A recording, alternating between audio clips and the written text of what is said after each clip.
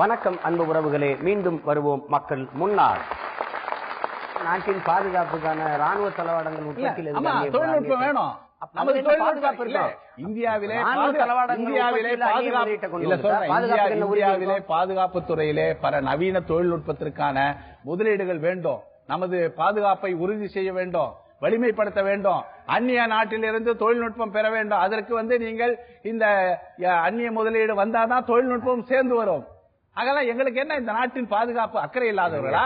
54 ஆண்டுகள் இந்த நாட்டை ஆட்சி செய்தவர்கள், இந்த நாட்டுக்கு சுதந்திரத்தை பெற்று தந்த எங்களுக்கு இல்லாத அக்கறை உங்களுக்கு நான் இல்லை என்று சொல்லவில்லை. எங்களுக்கு இல்லை என்று நீங்கள் கூறாதீர்கள். சுதந்திரத்தை நாங்கள் பெற்று தந்தோம் என்று காங்கிரஸ் முழு குத்தகை எடுப்பது அரசியல் பிழை. காங்கிரசுக்கு ஒரு பங்கு இருந்தது போலவே கத்தார் இயக்கத்துக்கு இருந்தது, சுபாஷ் சந்திர போஸ், பகவத்சிங், கம்யூனிஸ்ட் கட்சிக்கு இருந்தது, தந்தை பெரியாருக்கும் டாக்டர் அம்பேத்கருக்கும் இருந்தது. எனவே சுக்கல்ல மிளகல்ல அக்கா கடையில் வாங்கி தர என்று பாவேந்தர் எப்பொழுதோ உங்கள் கன்னத்தில் அறிந்திருக்கிறார். இன்னும் நீங்கள் உணரவில்லை, மன்னிக்க வேண்டும். ஒன்று, இப்ப நாங்க கேட்கிற கேள்வியெல்லாம் என்னன்னா, இந்தியா வளரவில்லை என்று யாரும் சொல்லவில்லை.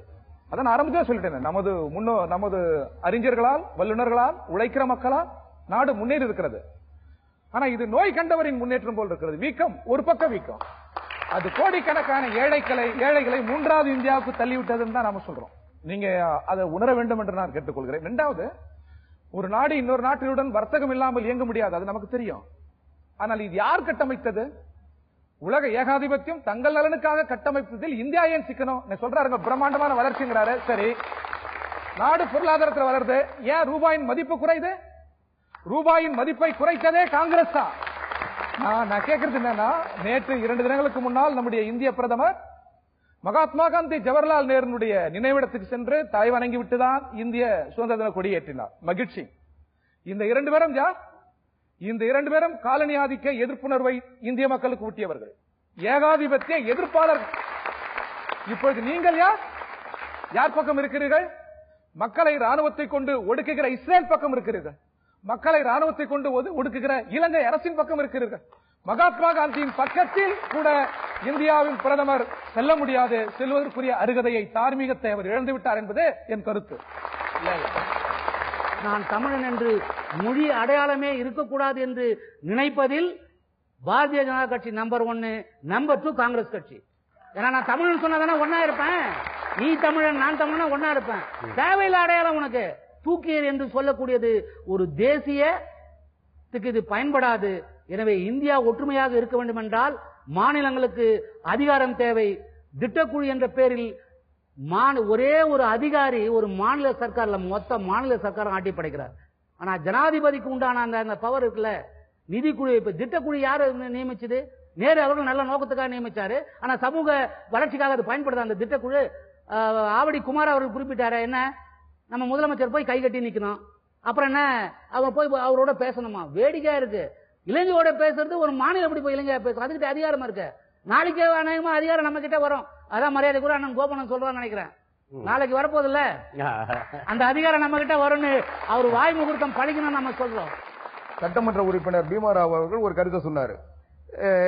கார்பரேட் கம்பெனிகளுக்கு, தனியார் முதலாளிகளுக்கு சலுகை தருவது மத்திய அரசாங்கம். அது உண்மை. இந்த ஆண்டு பட்ஜெட்ல 5,73,000 கோடி இந்த நாட்டில் இருக்கின்ற கார்பரேட் நிறுவனங்களும் தனியார் நிறுவனங்களும் செலுத்த வேண்டிய வரியை, சலுகையும், மானியமும், அவர்களுக்கு தந்த அந்த ஊக்குவிப்பு தொகையும் பாத்தீங்கன்னா 5,73,000 கோடி முடிச்சிடும். ஆக இவ்வளவு சலுகை தருகின்ற அதே மத்திய அரசாங்கம் இந்த நாட்டில் பள்ளிக்கூடங்கள்ல அந்த பஸ் கொண்டு போறான் பாத்தீங்களா, அந்த பஸ்ஸுக்கு வாங்குற ஃபீஸுக்கு சேவை வரி போடுறாங்க. நாட்டில் படிக்கிற மாணவர்களை கொண்டு போகின்ற அந்த வாகனத்துக்கு அந்த வாகனத்துக்கு வாங்குற தொகைக்கு சேவை வரி போடுறாங்க. அந்த பள்ளிக்கூடத்தில் போடுற சாப்பாட்டுக்கு சேவை வரி போடுறாங்க. அப்போ அவங்க யார் தலையில அந்த வரியை போடுவாங்க? மத்திய அரசாங்கம் போடுற அந்த சேவை வரியை யார் கட்டுவாங்க? ஆக மத்திய அரசாங்கம் தொடர்ந்து இந்த மக்களை பத்தி கவலைப்படாமல், மக்களுடைய பிரச்சனைகளை தெரியாமல் ஆட்சி நடத்துறாங்க, திட்டங்களை வகுக்கிறாங்க. அதனுடைய பாதிப்பு தான் இன்னைக்கு ஏழை மக்கள் ஏழையாவே போயிட்டு இருக்காங்க. பணக்காரர்கள் இன்னைக்கு உலக பணக்காரர்களாகி நம்முடைய பொருளாதாரத்தை கொண்டு போய் வெளிநாடுகளில் முதலீடு பண்றாங்க.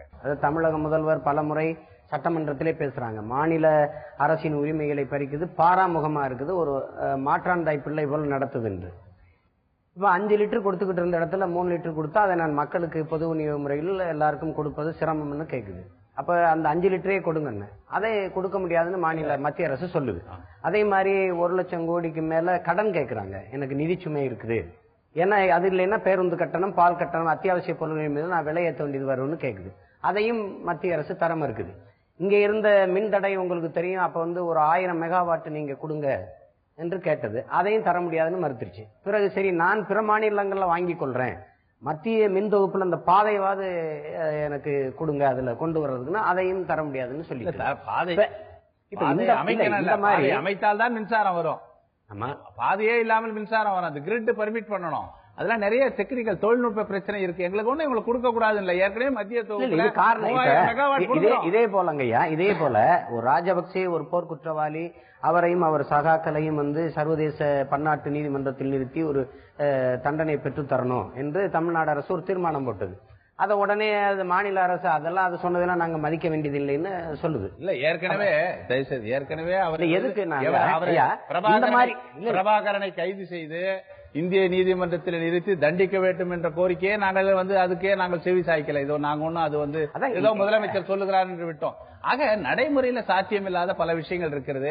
மாநில அரசு பல கோரிக்கைகளை வைக்கும் போது மாநில அரசு எதையுமே ஏற்காத போது அப்படியெல்லாம் கிடையாது. எது சாத்தியம், அதாவது சில நிதி கொள்கைகள் இருக்குது.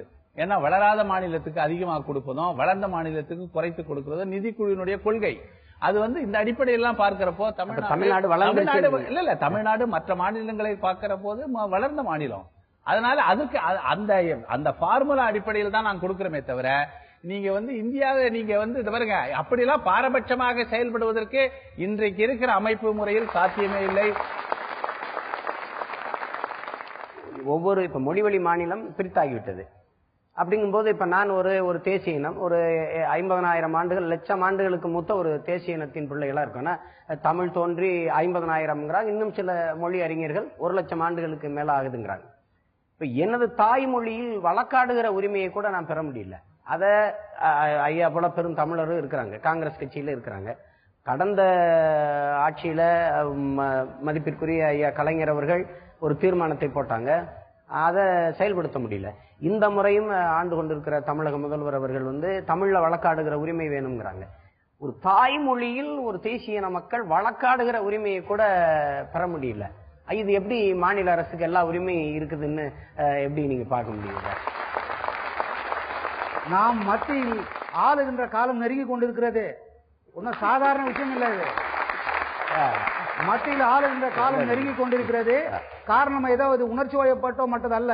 இந்திய பொருளாதார கொள்கை மற்ற தேசிய கட்சிகள் செய்யக்கூடிய பிரச்சனைகள், இடதுசாரிகளில் தெளிவான பார்வையும் சிந்தனையும் மாநில உரிமையை பாதுகாப்பதில் உள்ள அக்கறையும் இணைந்தே வரும்போது மதசார்பற்ற கட்சிகளும் இடதுசாரி கட்சிகளும் நிச்சயமாக இந்த கோரிக்கையை நிறைவேற்றி தருவார்கள் என்பது உறுதி. நான் மக்கள் முன்னால் இருக்கக்கூடிய இந்த தினத்தந்தி மக்கள் மேடையில நான் சொல்றேன், பேச்சு மொழி, எழுத்து மொழி தமிழகத்தில் ஆட்சி மொழி உட்பட சொந்த மொழியில் இருக்க வேண்டும் என்பதற்கு சட்டமன்றத்தில் மட்டுமல்ல பாராளுமன்றத்திலே நம்ம கொடுக்கிறோம். இந்த நேரத்தில் சொல்லிக்கொள்ள வேண்டியதுன்னா, நம்முடைய தமிழக அரசும் நம்முடைய அனைத்து ஆணைகளையும் தமிழிலேயே அனைத்து துறைகளுக்கும் அனுப்ப வேண்டும் என்பதற்காக இங்கே நம்ம பேசணும். இதே நம்ம செய்ய வேண்டியிருக்கு. இன்றைக்கும் ஆங்கிலத்திலும் சேர்ந்து வருகிறது. ஆங்கிலம் கற்கலாம், தப்பு கிடையாது. என் பிள்ளையை நான் மகனே என்று அழைப்பதற்கு பதிலாக பக்கத்து வீட்டுக்காரங்குள்ள போய் வாடா ராஜா செல்லம் கொஞ்சுவதில் கொஞ்சலாம் குழந்தைன்றதுனால. ஆனா என் பிள்ளையை தனியாக விட்டுவிட்டு அனாதையாக விட்டுவிட்டு கொஞ்சுவதில், குழந்தை பாசம் என்று பீற்றிக் கொள்வதில் எந்தவித இதுவும் இல்லை. உங்க கருத்து? ஒரு நல்ல கேள்வி நீங்க கேட்டீங்க. தமிழ்நாடு உயர் நீதிமன்றத்துல தமிழ்ல வாதாட முடியலன்னு. இதை விட ஒரு வேடிக்கை தெரியுமா? இந்தியாவினுடைய நாடாளுமன்றத்தில் தமிழில் பேச முடியாது. ஒரு நாள் முன்னால எழுதி கொடுத்தாதான் பேச முடியும். இன்னைக்கு வசதி செய்து இந்தியாவினுடைய நாடாளுமன்றத்தில் தமிழ்நாட்டிலிருந்து தேர்ந்தெடுக்கப்பட்ட உறுப்பினர்கள் அவங்க சொந்த மொழியில தாய்மொழியில இன்னைக்கும் பேச முடியாது. அது பேசணும்னா அதுக்கு முன் அனுமதி வாங்கணும், அது ஒரு நாள் முன்ன எழுதி கொடுக்கணும். அதுக்கு அவங்க மாற்று ஏற்பாடு செஞ்சாலுடைய பேச முடியாது. ஆக இது எதை காட்டுதுன்னா, இன்னைக்கும் தமிழர் அல்லது தமிழ் தனிமைப்படுத்தப்பட்ட மொழி, இந்தியாவின் தேசிய மொழிகளில் ஒன்றாக தமிழ் இருந்தாலும் தமிழ் ஆட்சியில் நிர்வாகத்தில் இன்றைக்கு இந்திய அரசாங்கம் அலுவல் மொழியா கொண்டு வராத வச்சிருக்காங்க, கொண்டு வர முடியல. அதுக்காக இன்னும் தொடர்ந்து போராட வேண்டிய நிலை இருக்கு.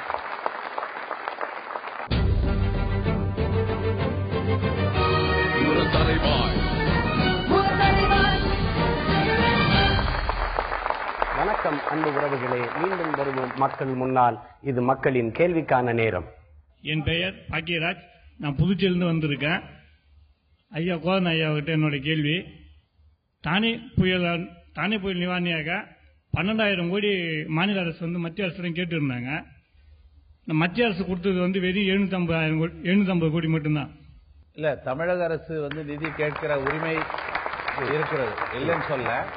அந்த நிதி கேட்கிறப்போ அந்த நிதியை செலவழிப்பதற்கும் அங்கே நடந்த தானே புயல் பாதிப்பையும் அதற்கு ஆதாரங்களின் அடிப்படையில் அவர்கள் சிலவற்றை எதிர்பார்க்க மத்திய அரசு அவருடைய குழு இங்க பார்வையிட்டு இந்த கடலூர் மாவட்டத்திலே நாகப்பட்டினம் போன்ற பகுதிகளிலே என்ன பாதிப்பு என்ன என்பதை முழுமையாக அவர்களும் இங்கே அறிந்து சென்றிருக்கிறார்கள். தமிழக அரசும் தனது அறிக்கையை கொடுத்திருக்கிறது. ஆக ஒரு நிதியை பெறுகிற போது நிதியை பெறுவதற்குரிய ஒரு அடிப்படை ஆதாரங்களை வழங்க வேண்டிய பொறுப்பு தமிழக அரசுக்கு இருக்கிறது. எத்தகைய இழப்பு, எத்தகைய ஆதாரங்களை அவர்கள் வழங்கினார்களோ அந்த அடிப்படையில் 750 கோடி ரூபாய் நிதி வழங்கப்பட்டிருக்கிறது. ஆக நம்ம இதே சுனாமி கூட நாங்கள் நிறைய நிதி வழங்கி இருக்கிறோம். அதனுடைய திட்டங்கள் இன்னும் முழுமையாக செயல்படுத்தப்படாமல் இருக்கிறது. ஆக இதுல பாரபட்சம் எல்லாம் கிடையாது. அது அவர்கள் கொடுக்கிற விவரத்தின் அடிப்படையில் தான் நிதி ஒதுக்கப்படும். என் பேர் மாயா, நான் கோடம்பாக்கத்துல இருந்து வரேன். ஐயா கிட்ட ஒரு கேள்வி கேட்கணும். முல்லை பெரியாறு காவிரி நீர் பிரச்சனையால மத்திய அரசு நிலையான தீர்வு எதுக்கு எடுக்கல? முல்லை பெரியாறு பிரச்சனை உச்ச நீதிமன்றத்திலே இருக்கிறது. தமிழ்நாடு அரசு அதற்கான முயற்சியில ஈடுபட்டு அது தொடர்ந்து வழக்கு நடைபெற்று வருகிறது. காவிரி பிரச்சனையில நடுவர் மன்ற தீர்ப்பு வழங்கப்பட்டிருக்கிறது. நடுவர் மன்ற தீர்ப்பு வழங்கிய பிறகு அதற்கு காவிரி மேலாண்மை குழு அமைக்க வேண்டும். அந்த அமைக்கிற முயற்சியில இன்னைக்கு மத்திய அரசு தொடர்ந்து ஈடுபட வேண்டும், அந்த விரைவாக செய்ய வேண்டும் என்று தமிழ்நாட்டிலே இருக்கிற காங்கிரஸ், திராவிட முன்னேற்ற கழக நாடாளுமன்ற உறுப்பினர்கள் மத்திய அரசை வலியுறுத்தி இருக்கிறார்கள். விரைவிலேயே காவிரி மேலாண்மை குழு அமைக்கப்படும். இந்த பிரச்சனைகள்ல நாங்கள் மத்திய அரசு நியாயமா தான் நடந்து கொள்ளுது. முல்லை பெரியாறு காவிரி விஷயம் இந்தியாவின் ஒற்றுமைக்கே அந்த ஒற்றுமையை பாதிப்பது போல் தொடர்ந்து பிரச்சனையாக இருக்கிறது. இதற்கு நிரந்தர தீர்வுதான் என்ன என்று அவங்க கிட்டதான் நான் பொருள் கொள்கிறேன். இந்த நேரத்தில் டாக்டர் அம்பேத்கரை நினைவு கொள்வது நல்லது. இதற்கும் குற்றவாளி மத்திய அரசு தான். கோபண்ணா அவர்கள் அனுமதிக்கணும். ஏண்டா நான் அம்பேத்கர் எல்லாத்துக்கும் நாங்க தான் குற்றவாளி. அம்பேத்கர் நான் பதில் சொல்றேன். இந்த நேரத்தில் டாக்டர் அம்பேத்கரை நினைவு கொள்ளணும். அவர் என்ன சொன்னார்னா, ஜவஹர்லால் நேரு இருந்த பொழுது சாலை தேசிய நெடுஞ்சாலை ஒரு மாநிலத்திலிருந்து இன்னொரு மாநிலத்துக்கு போகுது, அது மத்திய அரசாங்கம் எடுத்து வச்சிருக்காங்க. ரயில் ஒரு மாநிலத்திலிருந்து இன்னொரு மாநிலத்துக்கு போகுது, அது மத்திய அரசாங்கம் தன் பிடியில் வைத்திருக்கிறது. நதி ஒரு மாநிலத்திலிருந்து இன்னொரு மாநிலத்துக்கு போகிற போது அதை ஏன் மத்திய அரசாங்கம் எடுத்துக்கொள்ள கூடாதுன்னு கேட்டார். பேர் கமல், வடபழனிலிருந்து வரேன். உங்களுக்கு தான் ஒரு கேள்வி. தேசிய தீவிரவாத தடுப்பு மையம் வைக்கணும்னு சொல்லிட்டு மத்திய அரசு பிடிவாதமா இருக்க காரணம் என்னையா? ஏன் இவ்வளவு ஆர்வமா இருக்காங்க? பயங்கரவாதத்தை ஒழிப்பதற்காக பயங்கரவாதத்தை ஒழிக்கணும். அது எப்படி ஒழிப்பது? பயங்கரவாதத்தை ஒழிக்கவில்லை என்றால் செயல்படாத பிரதமர், இந்த பிரதமருக்கு இந்த நாட்டில் பயங்கரவாதத்தை ஒழிப்பதில் அக்கறை இல்லை என்று குற்றம் சாட்டுகிறீர்கள். சரி, தேசிய பயங்கரவாத தடுப்பு மையம், அந்த தடுப்பு மையத்தில் என்ன சொல்லப்பட்டிருக்கிறது?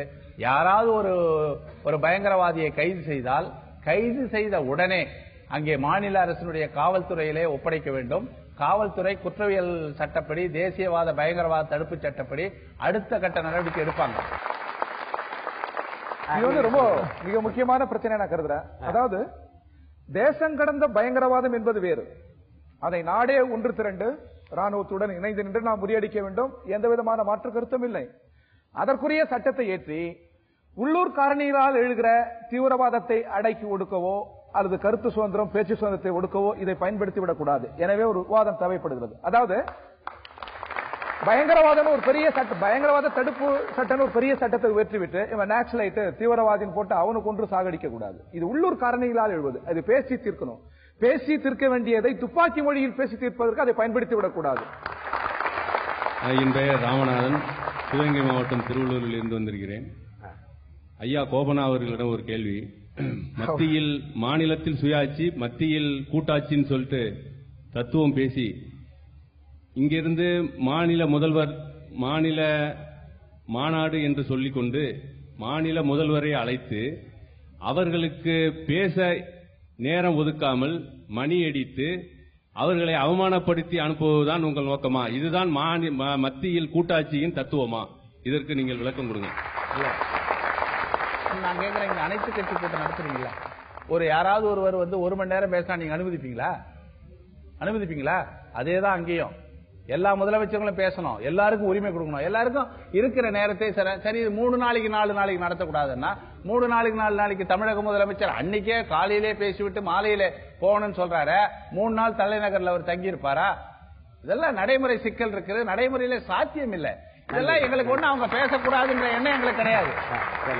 வணக்கம் ஐயா, என் பேர் பாலசுப்ரமணியன், நான் ஒரு பள்ளி மாணவர். பீமராவ் ஐயா அவர்களுக்கு என்னுடைய கேள்வி. இப்பொழுது வந்து மனிதனோட அத்தியாவசிய தேவைகள் என்னன்னா மின்சாரம், குடிநீர் மற்றும் உணவு மற்றும் கல்வி. இது கல்வின்னு எடுத்துக்கிட்டோம்னா இப்பொழுது வந்து 1947 நமக்கு சுதந்திரம் கிடைச்சது. ஆனா 2010 தான் கல்வி உரிமை சட்டம் கிடைச்சது. இதை பத்தி உங்களுடைய கருத்து என்ன? இதை உணர்ந்தான் ஆரம்பத்தில் 14 வயது வரை உள்ளவர்களுக்கு அடிப்படையில் இலவசமாக கல்வி கொடுக்க வேண்டும் என்று சொல்லப்பட்டது. இங்க தமிழ்நாட்டில் சொன்னா தந்தை பெரியார் அவர்கள் ரொம்ப அற்புதமா சொன்னார். பெண்கள் திருமணமானால் கூட தாங்கள் விரும்பும் வரை கல்வி கற்பதற்கு, அதாவது கல்லூரி சென்று அதற்கு மேல வந்து படிப்பதற்கும் பிஜி படிப்பதற்கும் கூட இலவசமாக தர வேண்டும் என்று சொன்னார். ஏன்னா அது ஒரு பெரிய அற்புதம். ஆனால் இதற்கு மத்திய அரசு ஒதுக்கிடக்கூடிய நிதி என்பது மிகவும் குறைவானது. அதுதான் நம்ம வந்து சட்டமன்றத்தில் கூட மாநில அரசு நிதி ஒதுக்கீடு செய்யும் போது கூடுதலாக நிதி ஒதுக்கீடு செய்ய வேண்டும் சொல்ல தமிழக அரசும் அதற்கேற்ற முறையில் நிதி ஒதுக்கீடு என்பது செய்யுது. இன்னொன்னு என்னன்னா, நம்ம கல்வி திட்டத்திலேயே சென்ட்ரல் சிலபஸ் ஒன்னு இருக்கு, கேந்திரிய வித்யாலயா உருவாக்குறாங்க, மாடல் பள்ளிகள் சொல்றாங்க. அந்தந்த தாய்மொழியில் அவர்களுக்கு அனைத்தும் கற்பிக்க முடியும். சயின்ஸா தன்னுடைய சொந்த மொழியிலே கற்பிக்க முடியும். அப்ப மத்திய அரசு இந்தியா முழுக்க இருக்கக்கூடிய மாணவர்களுக்கு தன்னுடைய சொந்த மொழியில் பயில்வதற்கான அனைத்து பொறுப்பும் அது ஏற்றுக்கொள்ள வேண்டும். ஆனா மாறாக வெறும் காகிதத்தில் மட்டும் எழுதி வைத்து விட்டு எழுதிருக்கு என்னன்னு சொல்லி உங்களுக்கு அனைவருக்கும் கல்வி கொடுக்கப்படணும். இந்த எப்போதே முடிந்திருக்கும். அது அந்த தம்பி கேட்ட கேள்வி அற்புதமான கேள்வி. வேற கேள்வி. என் பேர் ஸ்டாலின். இத்தாலி கடற்படை நம்ம கேரள மீனவர்களை 2 பேரை சுட்டுக் கொன்று விட்டு அவங்க நாட்டுக்கு சென்று விட்டனர். உடனடியாக கேரள அரசு நம் மத்திய அரசை நாடி, மத்திய அரசு இத்தாலி அரசை நாடி உடனடியாக அவர்கள் அங்கேயே கைது செய்யப்பட்டு அவர்கள் கேரள அரசிடம் விசாரணைக்கு கொண்டு வரப்பட்டார்கள். இந்த நடவடிக்கையை நம் தமிழக மீனவர்கள் சுட்டுக் கொள்ளும் போது இலங்கை ராணுவத்தை மத்திய அரசு ஏன் நாடவில்லை? நாங்கள் என்ன பாவம் செய்தோம்? இது நமது எல்லைக்குள் நடைபெற்ற ஒரு சம்பவம். இந்த பிரச்சனை இலங்கை மீனவர்கள் பிரச்சனை என்பது அதாவது இலங்கை கடற்பகுதிக்குள்ளாக நடக்கிற பிரச்சனை, அந்த அரசுக்கு கட்டுப்பாட்டிலே நடக்கிற சம்பவம். இதுல வந்து மத்திய அரசு வந்து எப்படி தலையிட முடியும்? திருச்சி கோ வெங்கடேசன் பேசுகிறேன், விருகம்பாக்கத்திலே வசிக்கிறேன். ஐயா கோபண்ணா அவர்களிடம் ஒரு கேள்வி. அந்நிய முதலீட்டால் தான் இந்தியர்களின் இளைஞர்களின் எதிர்காலம் முன்னேறும் என்றால் பிறகு எதற்கு இந்திய அரசாங்கம்? இந்தியர்களின் வளத்தை வைத்துக் கொண்டு இந்தியர்களை முன்னேற்ற வேண்டும். அந்நிய வளத்தை நீங்கள் உள்ளே செலுத்தினீர்கள் என்றால் மறுபடியும் அது காலனி ஆதிக்கம் ஆகாதா? அதற்கு எதற்கு? அதாவது எல்லா விஷயத்திலும் பற்றாக்குறை இருக்குன்னு சொல்றீங்களே, நடுவுல காங்கிரஸ் இருக்கு, அதனாலதான் பற்றாக்குறை இருக்கா? இதுதான் என்னுடைய கேள்வி.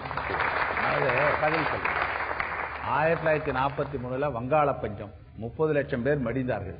எவ்வளவோ பஞ்சத்தில் எவ்வளவோ பேர் மடிந்தார்கள்.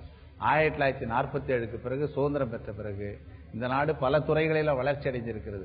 சில பேருக்கு இந்த எதிர்மறையாக பேசி வளர்ச்சி ஏற்படவில்லை என்று இந்தியாவை கேலியும் கிண்டலும் செய்கிற சில தேசபக்தர்கள் இந்த நாட்டில் இருக்காங்க. அவர்கள் தொடர்ந்து செய்யட்டும். உலக நாடுகள் மத்தியில் இன்றைக்கு இந்தியா பெரிய வல்லரசாக இருப்பதை நீங்கள் ஏற்றுக்கொள்ள மறுக்கலாம். உலக நாடுகள் ஏற்றுக்கொண்டு உலக அரங்கத்திலே நமக்கு ஒரு தனி மரியாதை இருக்கிறது, நமதுடைய குரல் அங்கே ஒலிக்கப்படுகிறது, அதற்குரிய முக்கியத்துவம் இருக்கு. ஆக இந்த நாட்டில் நீங்க வந்து நண்பர் சொல்றபடியெல்லாம் வந்து இந்த நாட்டில் நீங்க அந்நிய முதலீடு வந்து உள்நாட்டில் முதலீடு இல்லை, தொழில்நுட்பம் இல்லை என்றால் அந்நிய முதலீடு வரவேற்பதில் என்ன தவறு? அந்நிய முதலீடு என்ற பேர்ல இந்திய நாட்டினுடைய வளங்களை கொள்ளையடித்துக் கொண்டு போவதற்கும் அந்நிய நாடுகளில் கழிவுப் பொருளாக தள்ளி வைக்கப்பட்ட பொருட்களை கொண்டு வந்து இந்தியாவில் சந்தைப்படுத்துவதற்கும் நம்முடைய இந்தியாவில் இயற்கையாக கிடைக்கின்ற வளங்களை முதலீடு செய்கிறோம் என்ற பெயரில் சூறையாடி கொண்டு போவதற்கும் வெளிநாட்டு சக்திகளுக்கு அது காரணமாக இருந்துவிடக் கூடாது என்பதுதான். ஆவடி ஐயாட்ட தான் கேள்வி. இப்போ என்எல்சி பங்குகளை 5% பிரைவேட்ல வைக்க போறாங்கன்னு மாண்பு முதலமைச்சர் அவர்கள் உடனே அதை எங்களுக்கு கொடுங்க, நாங்க வாங்கிக்கிறோம். அதுக்காக 3 நாள் 4 நாட்கள் பயங்கர போராட்டம் பண்ணி அதை அப்படியே வாங்கிட்டாங்க. இதே நடவடிக்கையை நம்ம மீனவர்கள் சுடும்போது ஏன் எடுக்க மாட்டாங்க? கையெழுத்து போட்டு கடிதம் மட்டும் அனுப்புறாங்க. இல்ல, என்எல்சி பிரச்சனையில மாண்பு முதலமைச்சர் அவர்கள் நடவடிக்கை எடுத்து வெற்றி பெற்றாங்கன்றது உண்மை. ஆனா இதை தனியார்கிட்ட போக கூடாதுன்றதுக்காக அரசாங்கம் வாங்க சொல்லி கேட்டாங்க, அந்த வேண்டுகோள் விடுத்தாங்க. மத்திய அரசாங்கம் வேற வழியே இல்லாதனால அதுக்கு உடன்பட்டாங்க. அதன் அடிப்படையில் தான் வாங்கினாங்க. மீனவர் பிரச்சனைன்றது மீனவர்களுக்காக தொடர்ந்து போராடுறாங்க, சட்டமன்றத்தில் தீர்மானம் போட்டிருக்காங்க. அது மட்டும் இல்லாம பல நேரங்களில் பிரதமர் கிட்ட நேரடியா வலியுறுத்தி இருக்கிறாங்க, பல நேரங்களில் கடிதம் எழுதியிருக்கிறாங்க. ஆனாலும் மத்திய அரசாங்கம் அதை கண்டுக்காம இருக்கு. இன்னும் சொல்ல போனா தமிழ்நாட்டில் காங்கிரஸ் கட்சியினுடைய பிரதிநிதிகளாக நாடாளுமன்ற உறுப்பினர்கள் மட்டும் இல்லாமல் மத்திய அமைச்சர்களாகவும் மத்திய அரசாங்கத்தில் கொள்கை வகுக்கின்ற மத்திய அமைச்சரவை குழு உறுப்பினர்களாகவும் தமிழ்நாட்டில் இருக்கிறாங்க. இன்னும் கேட்டா தமிழ்நாட்டை இந்தியாவே ஆளக்கூடிய வல்லமை பெற்றவர்கள் கூட அமைச்சர்களாக இருக்கிறாங்க. அவ்வளவு இருந்தும் அவங்களுடைய எல்லையோர பகுதிகளில் தான் இந்த மீனவர்கள் சிறைபிடிக்க சம்பவங்களும் மீனவர்கள் கொல்லப்படுகின்ற சம்பவங்களும் மீனவர்களுடைய வாழ்வாதாரம் பறிக்கப்படுகின்ற நிலைமையும் இருந்தும் அவங்களுக்கு ஓட்டு போட்ட அந்த ஜனங்களுக்கு கூட அவங்க குரல் கொடுக்காத சூழ்நிலையில் தமிழ்நாடு அரசாங்கம் இன்னைக்கு போராடுவதை தவிர வேற வழி இல்லைன்னு இன்னைக்கு போராடி அரங்கத்திற்கு தங்களின் மேலான கருத்துக்களை பதிவு செய்த தலைவர் பெருமக்களுக்கு நமது நன்றி. அன்பு மக்களே, இன்றைய விவாதத்தில் மத்திய மாநில அரசுகளின் உறவு எப்படி இருக்கிறது, மாநில அரசின் உரிமைகள் மறுக்கப்படுகிறதா ஏற்கப்படுகிறதா, மத்திய அரசின் திட்டங்கள் எப்படி இருக்கிறது என்பதை பற்றியெல்லாம் இங்கே விவாதித்தோம். இங்கே பெரிய பெரிய தலைவர்கள் எல்லாம் சொல்லுகிறார்கள், மத்தியிலும் மாநிலத்திலும் ஆளுகிற அரசுகளுக்கு இடையிலே ஒரு இணக்கமான உறவு இருந்தால்தான் நிறைய சாதித்துக் கொள்ள முடியும் என்கிறார்கள். தங்களோடு கூட்டணி வைத்து அரசாளுகிற மாநிலத்திற்கு ஒரு சலுகையும் ஒரு பார்வையும், தங்களோடு கூட்டணி வைக்காத மாநிலத்திற்கு ஒரு சலுகையும் ஒரு பார்வையுமாக இருந்தால் எப்படி மத்திய மாநில அரசுகளுக்கு இடையிலேயே உறவு இருக்கும், மக்களுக்கான உரிமை இருக்கும்? தொடர்ச்சியா இந்திய கடல் எல்லையில் மீனவர்கள் தாக்கப்படுவதும் சுட்டு கொலை செய்யப்படுவதும் வலைகளை அறுத்து வீசுவதும் மீனவர்களை சிறைப்படுத்துவதும் நடந்து கொண்டே இருக்கிறது. இதை தடுங்கள் என்று மாநில அரசு பலமுறை கடிதம் எழுதுகிறது, முறையிடுகிறது. இதை நிறுத்த முடியல. ஆனால் குறைஞ்சபட்சம் அந்த நாட்டு ராணுவத்திற்கு, நம்ம நாட்டு மீனவர்களை சுட்டுக் கொள்கிற அல்லது கடத்தி கைது செய்து சிறைப்படுத்துகிற அந்த ராணுவத்திற்கு பயிற்சியாவது கொடுக்காதீங்க என்று சொன்னால், இல்ல நட்பு நாடு கொடுப்போம் என்கிறது. தமிழ்நாட்டுக்குள்ளேயே பயிற்சி கொடுக்கிறது. தமிழ்நாட்டு மக்களின் உணர்வுக்கு மதிப்பளித்து தமிழ்நாட்டில் வேண்டுமானால் பயிற்சி கொடுக்கல என்று சொல்லுகிறது. அப்படி என்றால் தமிழ்நாடு இந்தியாவிற்குள் இருக்கிறதா இல்லையா என்று கேள்வி எழுப்பினால் அதற்கு பதில் இல்லை. மீனவ மக்களின் வாழ்வாதாரத்தை பாதுகாக்க கச்சத்தீவையாவது திருப்பி எடுங்கள் என்றால் அது கொடுத்ததுதான் என்று சொல்கிறது. தஞ்சை விவசாயிகள் வயல் வறண்டு வாழ்விரண்டு கிடக்கிறார்கள், காவிரியில் தண்ணீர் பெற்றுக் கொடுங்கள் என்றால் நீங்களே பேசி பெற்றுக் கொள்ளுங்கள் என்கிறது. முல்லை பெரியாற்று நதிநீர் உரிமையை பெற்றுத்தாருங்கள் என்றால் அது உச்சநீதிமன்றத்தில் வழக்கு இருக்கிறது, நாங்கள் என்ன செய்ய முடியும் என்கிறது. மின்சாரம் இல்லை, மக்கள் வாழ்வாதாரங்களை இழந்து நிற்கிறார்கள், சிறு தொழில்கள் பாதிக்கப்படுகிறது, விவசாயம் செய்ய முடியவில்லை, மக்கள் இருட்டில் கிடந்து தத்தளிக்கிறார்கள். 1000 மெகாவாட் மின்சாரம் கொடுங்கள் என்றால் அது முடியாது என்கிறது. 5 லிட்டர் மண்ணெண்ணெய் கொடுத்துக் கொண்டிருந்தீர்கள், அதை குறைத்து 3 லிட்டராக ஆக்கிவிட்டீர்கள். எப்படி நான் மக்களுக்கு இது விநியோகம் செய்ய முடியும்? எனவே 5 லிட்டராகவே கொடுங்கள் என்று தமிழக முதல்வர் கேட்கிறார்கள். அதை தர முடியாது, அவ்வளவுதான் என்கிறது. மக்களுக்கான நலத்திட்டங்களை நிறைவேற்றுவதற்கு 1 லட்சம் கோடி பணம் தேவைப்படுகிறது, அதை கொடுத்து உதவுங்கள் என்று முதல்வர் கேட்டால் முடியாது என்கிறது. எதையெல்லாம் செய்யக்கூடாது, செய்யாதீர்கள் என்று கேட்கிறோமோ அதை வலுக்கட்டாயமாக பிடிவாதமாக செய்வது, எதையெல்லாம் செய்யுங்கள் என்று கேட்கிறோமோ கெஞ்சுகிறோமோ அதை பிடிவாதமாக செய்ய மறுப்பது. இவ்வாறு இருந்தால் மத்திய மாநில அரசுகளின் உறவு எப்படி இணக்கமாக இருக்கும், மக்களின் உரிமை எப்படி பாதுகாக்கப்படும்? தெளிவும் முடிவும் மக்கள் முன்னால். மீண்டும் இன்னும் ஒரு விவாதத்தில் உங்களோடு இணைகிறேன். அதுவரை என் அன்பு உறவுகளே, உங்கள் அனைவருக்கும் எனது புரட்சிகரமான வாழ்த்துக்களும் வணக்கமும். மக்கள் முன்னால்.